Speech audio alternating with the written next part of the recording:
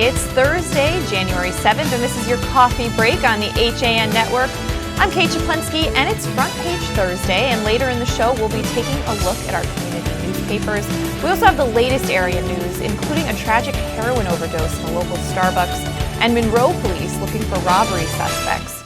Rob Adams will also join us later in the show to give us the latest in local sports and weather, and Donald Ang will, of course, take a look back on this day in history.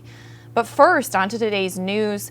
A 24-year-old Stratford man died Wednesday after being found unconscious from a suspected heroin overdose in the bathroom at a Trumbull Starbucks.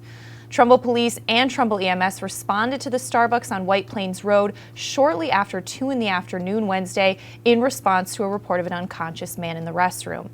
Police said the manager was approached by a friend of the victim who stated he had been in the bathroom for over a half hour.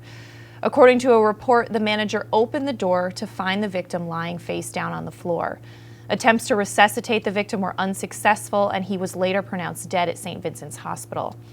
Trumbull Police Lieutenant Cinto said that evidence at the scene indicated the victim had used heroin. He added that police are continuing their investigation, and you can follow that story at TrumbullTimes.com.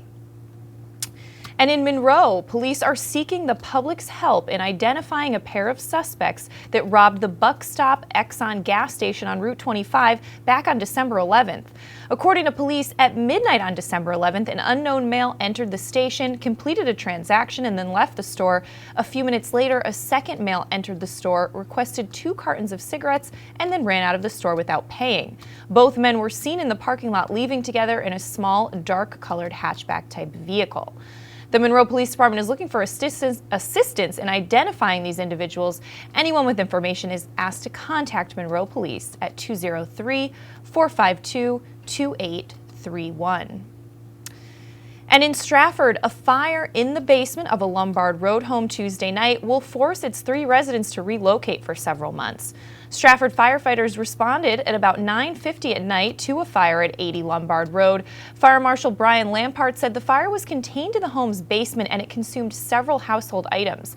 The fire was under control in about 30 minutes, he said, with the only problems coming in opening and closing a fire hydrant due to freezing cold temperatures.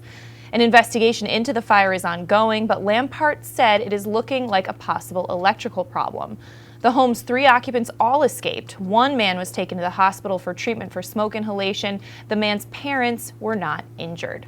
While there's no structural damage, Lampart said the home has heavy smoke damage, which will keep them out of there for several months. Lampart said the residents were relocated to a local hotel until they can find a place to stay. A former employee of Monroe's Mountain Grove Cemetery is facing numerous charges after police said he tried to scam the cemetery and a local garden supply store out of thousands of dollars. According to reports, the local police department received a complaint of a larceny from Benedict's Home and Garden located on Purdy Hill Road back on November 4th. During the month of October, Benedict's received 6 telephone orders for power equipment from a person claiming to represent Mountain Grove Cemetery, which is a large customer that holds a credit account with Benedict's. Each order was subsequently picked up by a male who identified himself as being a representative of the cemetery and signed a sales slip using the name of a seasonal employee of the cemetery. The suspect was later identified as 21-year-old Michael Novellis of Stratford. Upon receiving their statement, Mountain Grove management contacted Benedict's, reporting that they had not purchased or received these items, which consisted of 4 backpack leaf blowers, 2 chainsaws, and a gas-powered string trimmer, the total value of which was almost $5,000. When Mountain Grove management learned the description of the male picking up the items, they immediately suspected an employee who had been fired in August. Monroe police detectives checked area pawn shops and learned that Novellis had pawned the stolen power equipment at a pawn shop in Bridgeport. Officers obtained an arrest warrant for him on January 4th, and Monroe and Stratford police officers went to the Subway sandwich shop in Stratford, where he was employed, and took him into custody. He was charged with 3rd-degree larceny, 3rd-degree forgery, and criminal impersonation.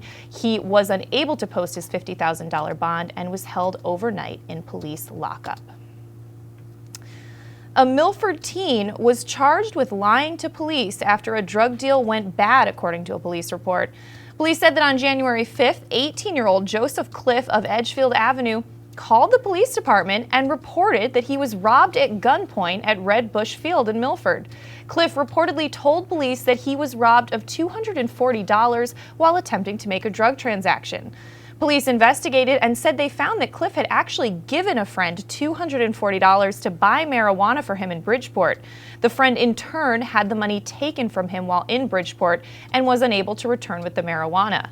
Cliff did not believe that the friend had the money taken without the purchase being made, according to police, and created a story in which he was robbed at gunpoint in an attempt to get his $240 back. Cliff is charged with making a false statement and was released from police custody on a promise to appear in court on February 2nd. And last weekend, the Darien community was drawn together, first in an effort to help and then in grief after 63-year-old Suzanne Stisser was reported missing by her family on New Year's Day. Suzanne, a beloved former Tokenique physical education teacher, mother, and grandmother with immeasurable ties to the Darien community, left her Briarbrae Road home at 11 a.m. on Friday. The response to the call for help was swift, as her son Tim told the Darien Times Monday. Social media was used to describe Suzanne's car and even offered her license plate. Calls to the frantic family came in from all the reaches of Darien to update the status of the search. But despite the best efforts, the outcome would be tragic. Darien police reported finding Suzanne's body in her car on Saturday afternoon in what they described as a remote area of Darien. No foul play was suspected. Her family, including her husband of 40 years, David, sons Brian, Timothy, and Matthew, and their spouses and children, were understandably devastated by the news. They sat down with the Darien Times Monday to remember the woman they said brought out the best in everyone, especially her family. The family spoke about her love of teaching and her passion for supporting her sons in their athletics. You can read that full story at DarienTimes.com. But we're going to switch gears now and throw it over to Rob Adams for a look at today's weather. Rob? All right, Kate, thanks. Good morning, everyone. We've got a mostly sunny day and a high near 40 with a calm wind becoming northeast around 6 in the afternoon. That's 6 miles per hour, not 6 in the afternoon. Mostly clear tonight, low 24. Wind chill values between 15 and 20. The wind not too bad. It's out of the north, 5 miles per hour, thus we're getting that kind of Arctic chill. Friday, increasing clouds, high 41. Wind chill again between 15 and 25, though. Wind from the northeast at 6 to 8, bringing it down from Canada. Friday night, cloudy, a low around 33. Wind chills between 25 and 30. Wind out of the northeast as they bring it down 95 out of Canada, 6 to 9. That's more than you need to know. Saturday, chance of rain, cloudy, 44. To Sunday, rain and a high near 54. Now, the rain Saturday and Saturday night, we had talked about there being a chance of possibly some snow and sleet, some sleet and freezing rain, I should say. That is gone with the temperatures going up, so that is at least good news if you prefer to not have sleet and freezing rain, as I do. Monday, mostly sunny and a high near 38. So let's look around the region and give you some temperatures. Monroe, you have 34 degrees. Down in Greenwich, you are a balmy 39, and right here in Shelton, 36 degrees, Kate. All right, thanks, Rob. Well, we're going to take a break. When we come back, Donald Dang takes a look back on this day in history. Rob Adams has the latest in local sports, and we have a lot more news coming up on your coffee break after this. It's time to come back to hometown banking, where people are taken into account, not just balances, where community comes first, a place where there's more than one kind of interest, where automation will never replace consideration, where they not only know your name, they know your dog's name too. It's time to expect more. It's time to bank well. Bank smart. Bank local. Bank well. I really wanted something that felt like a home. Coming from a big house, I wanted the feel of a home as opposed to a condo. The construction is incredible, whether it's the floors, the fireplace, the moldings, the lighting. It's as peaceful as my home was in the middle of the woods. It feels like a house. It does not feel like a condo or a townhome. I feel like I'm in my house.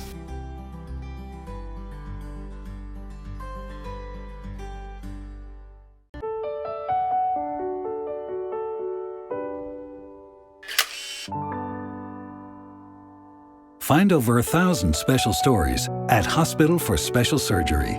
Go to hss.edu/backinthe game. I was jogging 5 months after my cartilage tear. Skiing a year after hip surgery. And playing grandma 4 weeks after hip replacement. One special hospital, 1,000 special stories. See Connecticut patients at hss.edu/CT.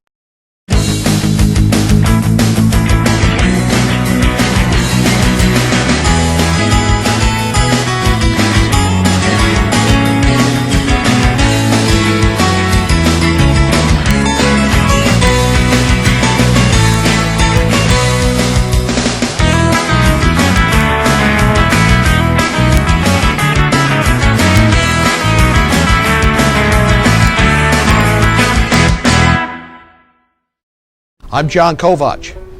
I'm a newspaper editor. I'm a high school football coach. I'm a television presenter.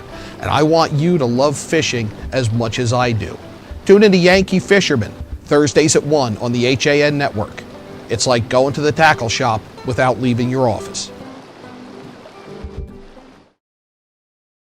You are watching the HAN network, and you're not alone. Nearly 500,000 viewers enjoyed our broadcasts in the first 5 months. Advertise on the network that reaches Fairfield County, Connecticut's most engaged audience. Contact Jessica Murrin, Advertising Director, at 203-273-7312 or email jessica@han.network. It's Thursday, January 7th, and we're back on your coffee break on the HAN network. I'm Kate Czaplinski. Time to throw it over to Donald Ang for a look back on this day in history, Don. Well, Kate, normally greatness isn't described as trite, formless, vapid, and fussy, but in this case, it was. Luckily, the public disagreed. But first we go to 1610. Galileo makes his first observations of the Galilean moons of Ganymede, Callisto, Io, and Europa.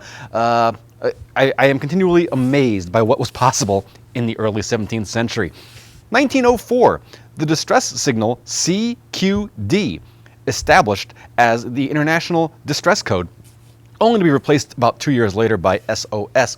The letters CQD were a bastardization of the French sécu for security and were intended to inform telegraph operators of a problem with the line. The D added to the end stood for distress. SOS was adopted 2 years later because it could not be mistaken for anything else. If you're watching, that is how you write out CQD. It is no wonder they decided to replace it. Interesting fact, after Titanic struck an iceberg, the radio operator sent out a CQD signal. The junior operator suggested sending an SOS also because it might be the only chance he ever got to send one. He was right, but not in the way he might have hoped. 1990, the Leaning Tower of Pisa closes to the public. The accelerated rate of the leaning raised fears over the safety of visitors. It would remain closed for 11 years while it was stabilized with counterweights, and it is now considered to be architecturally stable for at least the next 300 years. In addition to leaning, by the way, the tower also curves, because it leaned from the beginning, and after work halted for about a century in the early 1200s, subsequent builders tried to compensate for the lean by building floors taller on one side than the other, so it leans and curves. Finally, now we go to 1924, where there was this.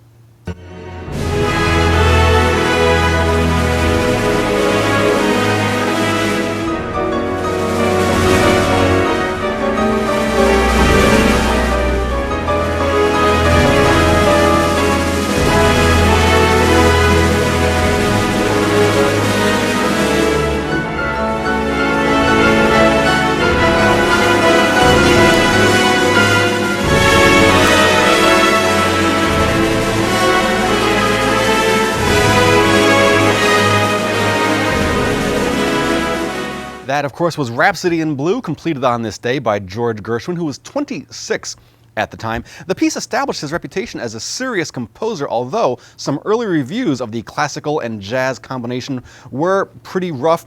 No less an authority than Leonard Bernstein called it not a composition at all. It was a long string of separate paragraphs simply stuck together, Bernstein said, although he did concede that he actually liked it. That is your look back in history, and I am world-class air composer, Donald Ng. Wow, Don, 26. I'm feeling very unaccomplished right now. But we'll get back to a little more news today. Thanks, Don. Well, in a story from the Valley Independent Sentinel, the owners of a downtown Ansonia nightclub are out of business after a landlord served them with an eviction notice and the city asked a judge to prevent the club from hosting late-night parties. In addition, police seized the liquor permit for Savor Lounge located on East Main Street. They seized that on December 26th, just before an all-you-can-drink party was set to start. Savor hasn't been open since. Savor Lounge opened last May and immediately attracted the attention of police due to large, unruly crowds that would spill onto East Main Street late night every Friday and Saturday. The city cited the property under a chronic nuisance ordinance days after a November 22nd closing time brawl during which a woman was grazed by a bullet. Last month, the city filed a request at Superior Court in Milford asking a judge to issue a restraining order preventing the club from operating, citing an increasingly serious threat to patrons, police, and the public. You can get more information on that story at valleyindy.org. But we're going to throw it over to Rob Adams for a look at local sports. Rob? All right, Kate, thanks. And we start in wrestling. Big night for us around here on the HAN Network last night. Trumbull improved to 12-0 on the year with a 46-19 win over the Ridgefield Tigers at Trumbull High School. Why was it a big night here on the HAN Network? It was our first wrestling broadcast. Here are the highlights as you saw them last night. Looks like a takedown into a cradle. Nothing yet. If you can keep that arm. Lost the leg, so he gets the takedown. 2 more points for Briganti for a 5-0 lead. Trumbull. Oh, now he's trying to get the half. Now he's got to settle him back. There he goes. Best reaction of the night to a match as well. He's got the 3 near fall already. Got the pin call. Pin call at 2:59. Ryan was 4th in Class LL last season. Yep, patience there. Pin, 1 minute and 8 seconds for Joey Ryan for Trumbull. 6 more team points for Trumbull, which would 4-2 the score. Great job by Walker getting the reversal. Now he's putting a cradle in. He's got the turn. Coach Tiger said that this was the match he wanted, and it looks like he might get it. 33. Plenty of time to hold him there. Got the pin call.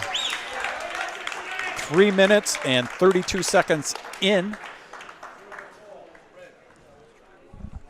This is the final match of the night. Mermina with a good start. Gets the takedown to his back. Takes the score to 8-0 on the takedown, and now he's looking for some back points. And he gets the pin call at 1:38 of the third period. So that'll be a pin in 4 minutes and 28 seconds. Takes the team score to 46-19 final for Trumbull here on Alumni Night at Trumbull High School. Bill Bloxham alongside me for the call last night. Really cool, especially if you get to see the highlights as we just did. Kind of fun to watch. Trumbull's Dante Montanaro won arguably the match of the night in the 138-pound division with a 5-3 win over Colin Storm of Ridgefield. The Eagles got pins from Chris Briganti and Joey Ryan to help open up a 19-7 lead, while the Tigers had pins from Jesse Walker and Mike Mermina. Ridgefield dropped to 4-6 on the season. From the scoreboard last night in girls basketball, it was St. Luke's over Hamden Hall 63-38, while Trinity Catholic nipped Harding 45-43. We switch over to boys ice hockey now. North Branford, a 5-1 win over Trumbull. St. Joe's shut out Notre Dame of West Haven. Remember, ND had just beaten Darien, the top team in the state. But St. Joe's makes a little noise. Ryan Wilson, 42 saves for the shutout. Danbury over Horace Greeley of New York, 5-3. Staples West and Shelton beat the NFA combo, the Red Hawks as they're known, 6-3. Hall and Southington over Trinity Catholic 5-0. It was Fairfield, the co-op, beating Daniel Hand 3-1. Guilford and West Hill Stanford played to a 1-all tie. New Canaan with a big win over Ridgefield. So they get their second win on the year, a 3-2 victory for the Rams. John Jay of New York over Wilton 5-0. Greenwich shut out Rye Country Day of New York 5-0. And Notre Dame of Fairfield over Fairfield Prep 4-1. Over to girls ice hockey we go now. New Canaan took care of Ridgefield 6-1. Catherine Granito had 2 goals and 3 assists. Darien had to work hard to beat Stanford West Hill Staples 1-0. Katie Zero with a power play goal, and Claire Perry made 41 saves in the loss. Wilton over Laurelton Hall 5-1. Back to wrestling for the other scores on the night. Wilton nipped McMahon 40-39. Danbury all over Stanford 57-12. New Canaan took care of Portland 57-18. It's the 11th straight win for the Mustangs as Fairfield Ward beats the Falcons of Fairfield Ludlow 54-22, and Darien by 3 over Norwalk 39-36. From boys swimming and diving, it was Greenwich over Trumbull 112-36, and Norwalk by 18 over Danbury 88-70. Boys basketball on the schedule tonight. That's where we start. Danbury and Norwalk, the first basketball broadcast of the winter season right here on the HAN Network. We'll have it for you at 7 o'clock. Pre-game show just before. Chris Canlin and I on the call as the Hatters meet the Bears down in Norwalk. We also have Weston and West Hill on the docket tonight. That's at West Hill High School at 7. From girls basketball, Norwalk and Danbury at 7. And Ward and Greenwich in gymnastics down at Greenwich High School at 6:30. One last note, we've got the Trumbull High St. Joseph basketball doubleheader coming up on this Saturday, January 9th at Fairfield University's Alumni Hall. We have all the coverage for you. Now, the event is part of the 9th annual Officials vs. Cancer fundraiser to benefit the American Cancer Society. $1 from every $7 ticket sold will be donated to the cause. Fairfield County Board number 9 of approved basketball officials has raised more than $120,000 over the past 8 years, and ACS fundraising events will be taking place during the game. Get your tickets if you haven't. Otherwise, get ready to line up for it. They say it's going to be a big crowd Saturday night, and we'll have all the action for you, the doubleheader right here on the HAN Network. With sports, I'm Rob Adams. Kate, back over to you. All right, thanks, Rob. Well, we're going to take a break, come back, recap some of the top stories we're following today. Coming up on your coffee break after this. Had a sports injury that needs immediate care? Coastal Ortho Express Urgent Care gives you direct access to an orthopedic specialist quickly. Their highly trained orthopedic professionals expertly treat you without an appointment. Skiing, snowboard, or sports accident, sprain or fracture, Coastal Ortho Express can help. Coastal Ortho Express Urgent Care open Monday through Saturday in the iPark building at 761 Main Avenue in Norwalk. Call 203-845-2070 or coastalorthoexpress.com. Find them on Facebook at Coastal Ortho CT. Darien Sport Shop is a unique store because it's a family store. A busy mom can come in with kids in tow and find everything she needs for them, and even find a dress for herself for Saturday night. And if she's in a rush, she can simply go home and order it from us that night. We'll deliver it the next day. The Darien Sport Shop. We're pretty on the outside and amazing on the inside. Conveniently located with free and easy parking at 1127 Post Road, Darien, Connecticut. Or shop us online at dariensport.com.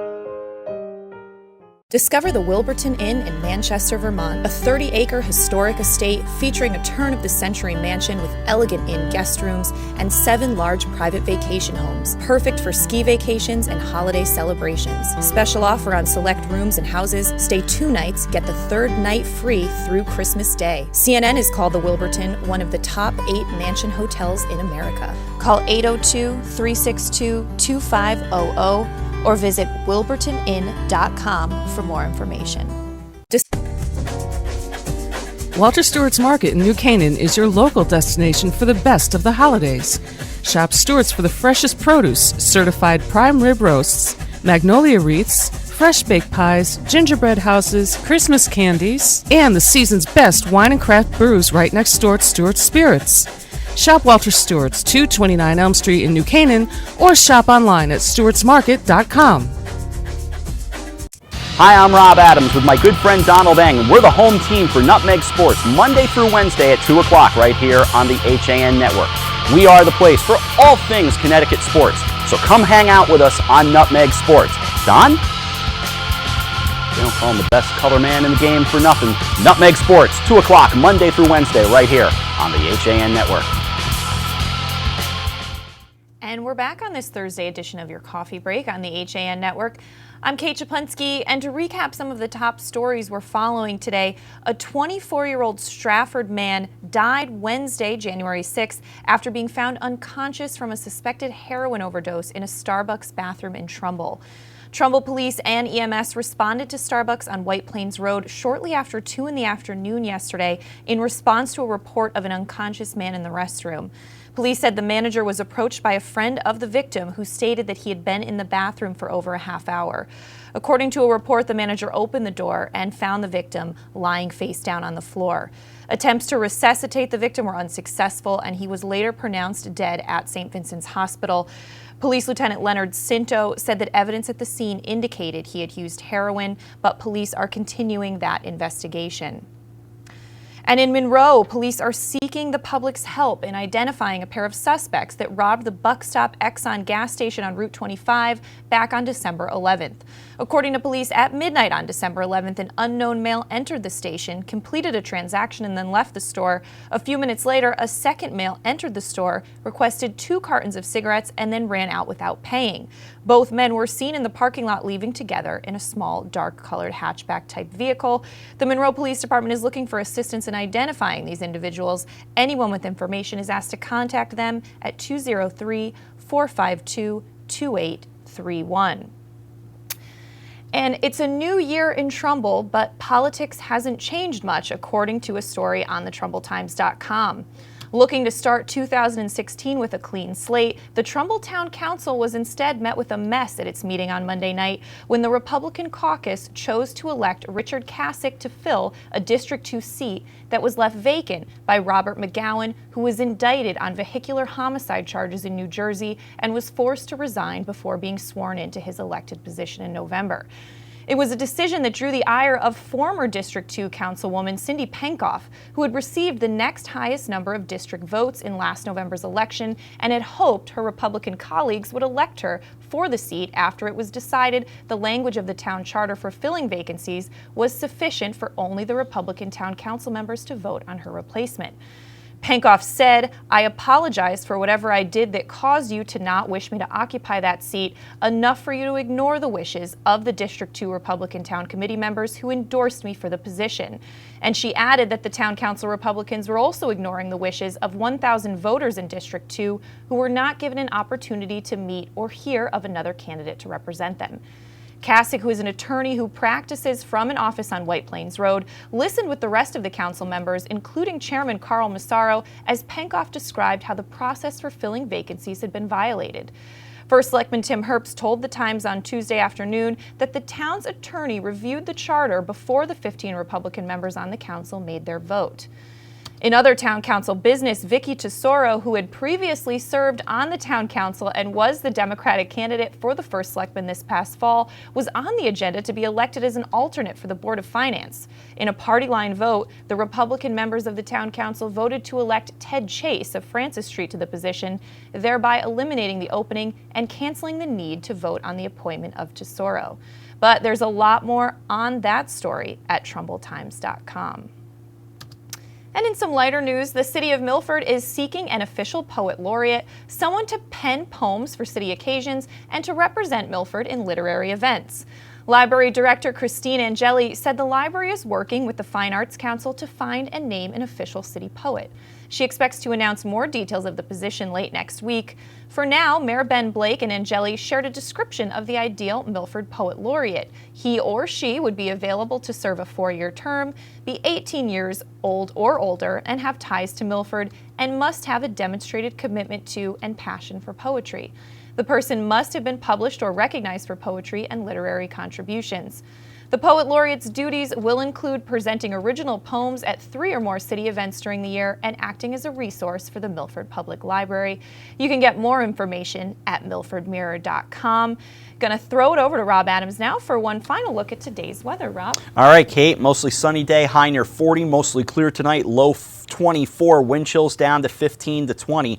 For Friday, increasing clouds, a high near 41. Friday night, cloudy, low 33. Wind chills again are going to hover 25 to 30, 15 to 25 during the day as we start getting a little warmer. Saturday, chance of rain, high 44. Saturday night, more of the same, rain likely, but it's mostly after midnight cloudy, low 40. Sunday, rain, high near 54. Monday, mostly sunny, a high near 38. 38 degrees. Around the region, Monroe stays at 34, Greenwich at 39, and here in Shelton, 36 degrees, Kate. All right, thanks, Rob. Well, we're going to take a break, and when we come back, John Kovach, our editorial director, is going to join me, and we're going to take a look at the front pages of our HAN community newspapers this week. So keep watching. We'll be back after this. Healthy, confident smiles begin at Stratford Orthodontics. Conveniently located on Main Street, we are Stratford's hometown orthodontist. We offer the latest in orthodontic technology, including Damon braces and Invisalign. We always accept new patients. Call today to schedule a complimentary consultation. 203-375-8332. Stratford Orthodontics, 2499 Main Street, Stratford. 203-375-8332. And online at stratfordsmile.com. Do you do a lot of running around but get nowhere when you're buying a car? Visit Pamby Chrysler Jeep Dodge and Ram for the one-stop buying experience and stop spinning your wheels.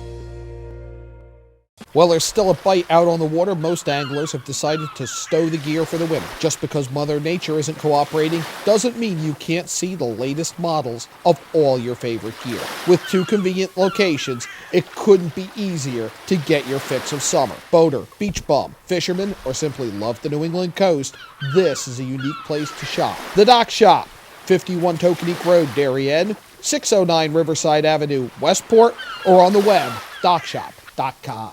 This fall for our red panda.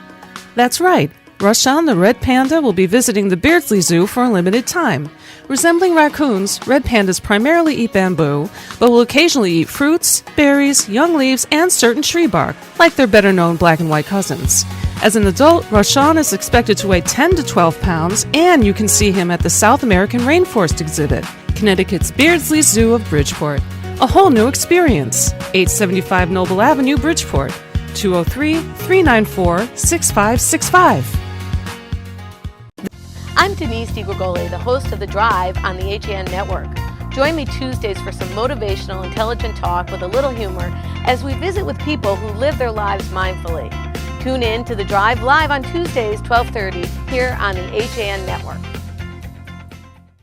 Well, it's been a couple of weeks. We've been off for holidays, John, but now it's Thursday, and we're back, and we're taking a look at our front pages with John Kovach, our editorial director. That's why this feels so foreign. Yes. It seemed odd. I was in the routine again, coming in on Thursday and going on and talking about the pages.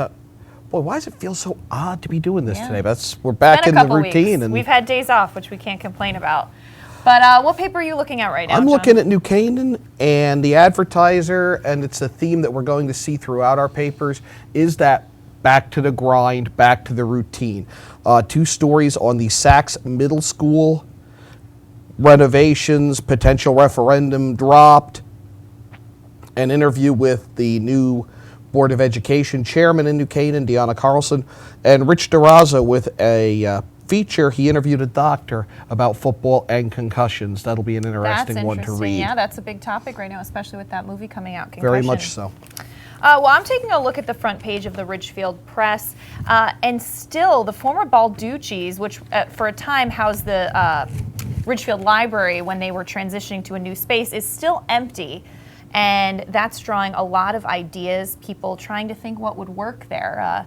And also a parking garage, bikes on a rail trail, Branchville. It's a story about some ideas for the rail trail there and putting a bike trail on it. And a story, of course, that we talked about this week from Ridgefield was a speeding driver who had stolen a car in New Canaan, sped through downtown Ridgefield, and he struck several cars. Amazingly, nobody was hurt.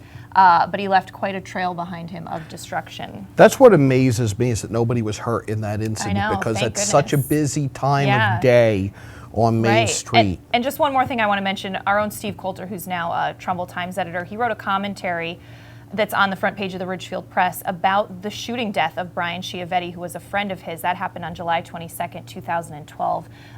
The suspect in that was just sentenced recently, so very moving commentary by Steve. Tough position to be in. I'll look forward to reading that.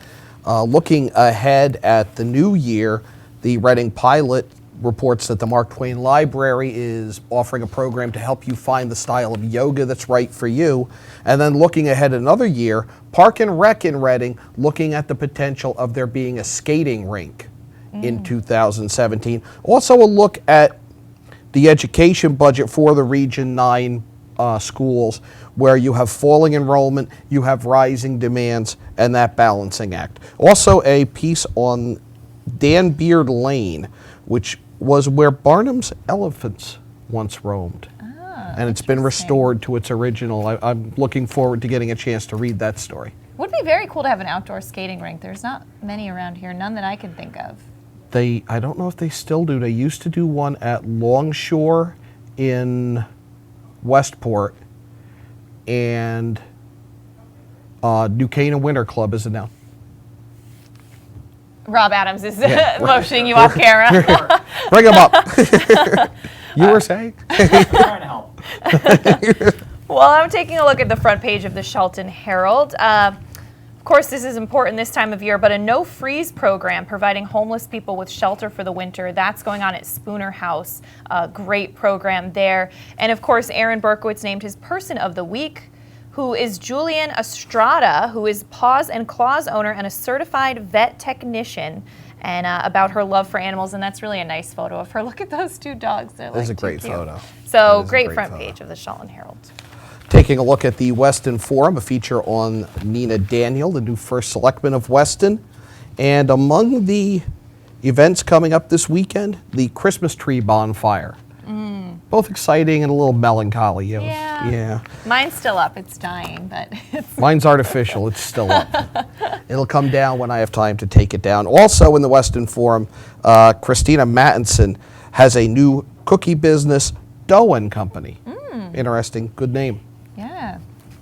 Sounds great. All right, well, taking a look at the Darien Times, a story we've been talking about all week on Coffee Break, which is Suzanne Stisser, remembered by the community. She is the teacher that went missing last Friday and was found dead on Saturday. And Susan Schultz did a feature speaking with her family just about her life. She was very involved in the Darien community. And in addition to that, top 10 stories of 2015. Lots of big news that happened in Darien in 2015, so you can check that out for some of the highlights. Taking a look at the Easton Courier, where again they lead with the Region 9 school budget and enrollment story, but the Connecticut Fund for the Environment getting involved in efforts to preserve South Park. It's also known as the New England Prayer Center. It is a topic we're going to be covering on Yankee Fisherman, and we'll touch on today's show later on, but it abuts the Mill River, which is unique in terms of its ability to sustain a native trout habitat. There's a potential for high density development on this site. There are a number of efforts afoot to try to preserve it. Connecticut Fund for the Environment now involved, and we'll be tracing that. Also, a feature on preserving vital records, and Assistant Town Clerk Joan Kirk, tongue twister there, in the Easton Courier.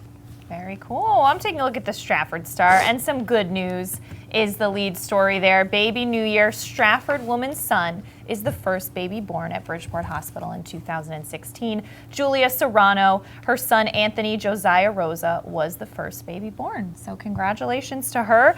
And of course, something we're going to be getting into now that the holidays are over, the town council in Stratford beginning to search for savings to make up a shortfall in this year's budget. We're going to be hearing a lot more budget news coming up.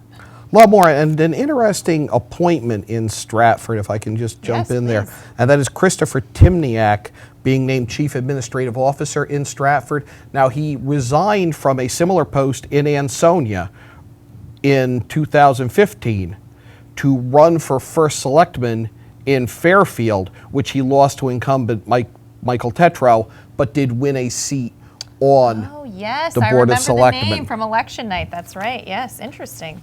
Taking a look at the Wilton Bulletin, Solarize Wilton will start its efforts on January 12th. The new Perspectives film series at the Wilton Library will screen Missing People by David Shapiro on Saturday, and a feature on the route one person took to becoming a firefighter in Wilton.